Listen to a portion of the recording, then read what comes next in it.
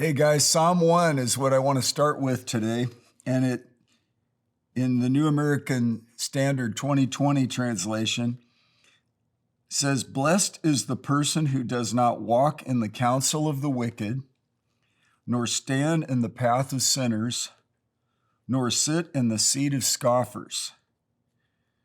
But his delight is in the law of the Lord, and on his law he meditates day and night.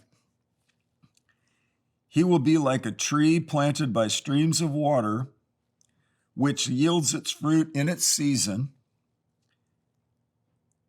and its leaf does not wither, and in whatever he does, he prospers. The wicked are not so, but they are like chaff which the wind blows away. Therefore, the wicked will not stand in the judgment, nor sinners in the assembly of the righteous. But the Lord knows the way of the righteous, but the way of the wicked will perish." Boy, that's the word of the Lord, and that's the first of all the Psalms. And it describes the blessing that comes to you and me, us, when we refuse to walk in the counsel of the wicked, stand in the path of sinners, or sit in the seat of scoffers. So let's just look at that for just a minute. Those are zones we can live in. Those are influences we could partake of.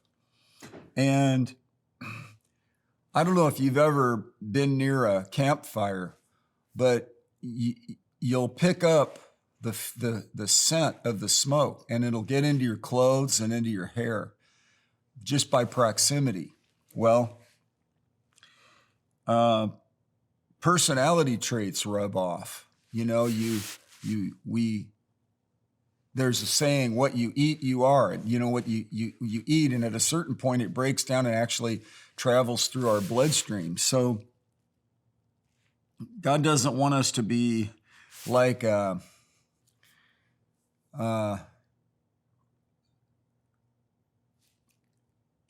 influenced by our environment. He wants us to instead delight in the law of the Lord and meditate day and night. And I think about meditate, I think of the word marinade. If you want to brine a turkey, you make a solution of salt and water and some seasonings if you so desire, and then you immerse the bird into that solution. And what ends up happening is, on the molecular level, the salt travels all the way throughout the meat in order for it to retain its moisture. You know, it seems like it would dry it out, but it actually causes some benefit to the whole process of it and makes it more flavorful, makes it retain its moisture. So I want to tell you that meditating on the word day and night is a great idea. It's because the law of the Lord is perfect, it says in Psalm 19, and it restores your soul. It'll keep us out of that negative influence of the surroundings we're in. And, you know, we are in the world, but we're not of the world. And, you know, I watch news like you do. I read the paper. I used to prescribe to a number of periodicals that I would read and compare. And it's good to be informed, you know, but it's not good to be counseled by wickedness or park in a place of the scoffer. That's a deep one, you know, sit in the seat of the scoffer.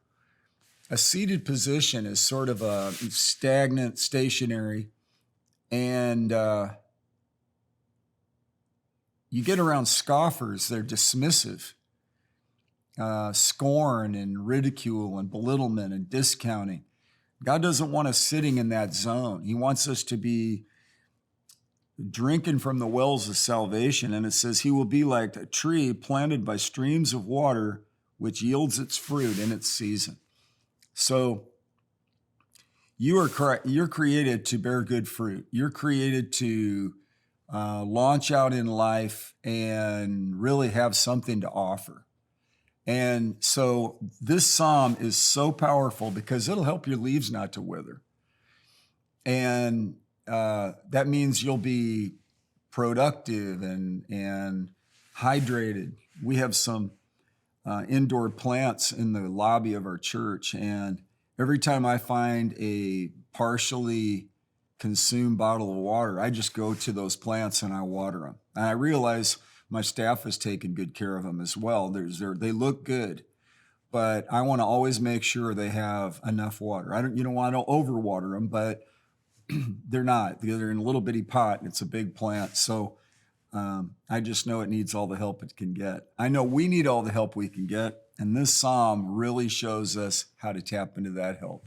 So I want to encourage you to meditate on Psalm 1. It's only 6 verses.